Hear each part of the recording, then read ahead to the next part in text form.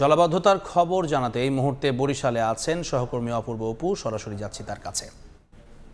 অপু, আজকে ভোর থেকে বরিশালে বৃষ্টি নেই। গত দুদিন টানা বৃষ্টি ছিল এবং সর্বশেষ আবহাওয়া দপ্তর জানিয়েছে গতকালকে 160 মিলিমিটার বৃষ্টিপাত তারা রেকর্ড করেছে এবং নদীর পানি স্বাভাবিকের থেকে জোয়ারের পানিতে তলিয়েছে বরিশাল শহরের বিভিন্ন সড়ক। মৌসুমী বায়ুর প্রভাবে গত দুদিন পর্যন্ত যে বৈরী আবহাওয়া চলছে তাতে করে বরিশাল শহরের বিভিন্ন সড়কই আমরা দেখেছি যে বৃষ্টিপাতের কারণে শহর জুড়েই জলাবদ্ধতা তৈরি হয়েছিল। তবে আজকে সকাল থেকে, এখন বাজে সকাল 8টা, আমি সকাল 7টায় বেরিয়েছি শহরের বিভিন্ন সড়ক ঘুরে এসে এইমাত্রই আমি শহরের বটতলা এলাকায় দাঁড়িয়েছি এবং এই বটতলাতে সব থেকে বেশি জলাবদ্ধতা থাকে আমরা দেখি বিগত দিনে। এই জায়গাটাতে গতকালকেও দেখেছি যে হাঁটু পানি ছিল, তবে আজকে সকাল থেকে কিন্তু পানি নামতে শুরু করেছে এবং অন্যান্য জায়গাও পানি নেই বললেই চলে। অনেক জায়গায় প্রধান যে সড়কগুলো রয়েছে সেই সমস্ত জায়গায় জলাবদ্ধতা কাটতে শুরু করেছে।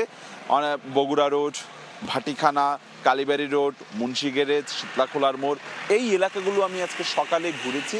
সেই সমস্ত জায়গায় গতকালকে জলাবদ্ধতা থাকলেও আজকে জলাবদ্ধতা নেই। এবং কিছুক্ষণ আগে আমার সিটি কর্পোরেশনের সাথে কথা হয়েছে, তারা যেটি দাবি করেছে যে তারা গেল 4 মাস পর্যন্ত বরিশাল শহরের সমস্ত খাল, ড্রেন পরিষ্কার পরিচ্ছন্নতা করার একটা মহা কর্মযজ্ঞ চালাচ্ছে। ফলে জলাবদ্ধতা হবে না বলে তারা এক ধরনের চ্যালেঞ্জ ছুড়েছেন, যেটি হয়ে থাকবে যে যখনই ভারী বর্ষণ হবে সেই জলাবদ্ধতা হয়তো বা 24 ঘন্টা বা তার একটু বেশি জলাবদ্ধতা তৈরি হতে পারে, তার পর জলাবদ্ধতা থাকবে না, সেই চ্যালেঞ্জটাই তারা দিয়েছিল। এবং আমরা দেখছি কিছুটা সেই চ্যালেঞ্জে তাদের সফলতা এসেছে। অধিকাংশ জায়গায় কিন্তু পানি নেই। যে ছবিটা দেখছেন বরিশাল শহরের বটতলা, এই জায়গাটাতেই আমরা দেখি গেল 1 যুগেরও বেশি সময় ধরে এই এলাকার মানুষদের অভিযোগ সামান্য বৃষ্টিতেই হাঁটু পানি হয়। সেই জায়গাতে গতকালকে এই এলাকায় আমরা দেখিয়েছিলাম যে হাঁটু পানি হয়েছে, তবে এখন নামতে শুরু করেছে।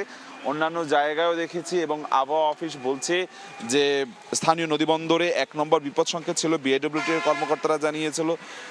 এবং লঞ্চ চলাচল, অভ্যন্তরীণ কিংবা দূরপাল্লা রুটের সব লঞ্চ চলাচল করছে। এই মুহূর্তে আমি যখন কথা বলছি এখন কিছুটা রৌদ্রেরও আভা দেখা যাচ্ছে, অর্থাৎ রৌদ্রোজ্জ্বলও শুরু হয়েছে। গত দুদিন পর্যন্ত যে বৈরী আবহাওয়া ছিল সেটি আসলে কেটে উঠতে শুরু করেছে। তো বরিশাল থেকে আমার কাছে সবশেষ এতটুকুই খবর ছিল। বরিশাল থেকে যুক্ত হয়ে জলাবদ্ধতার খবর জানাচ্ছিলেন সহকর্মী অপূর্ব অপু।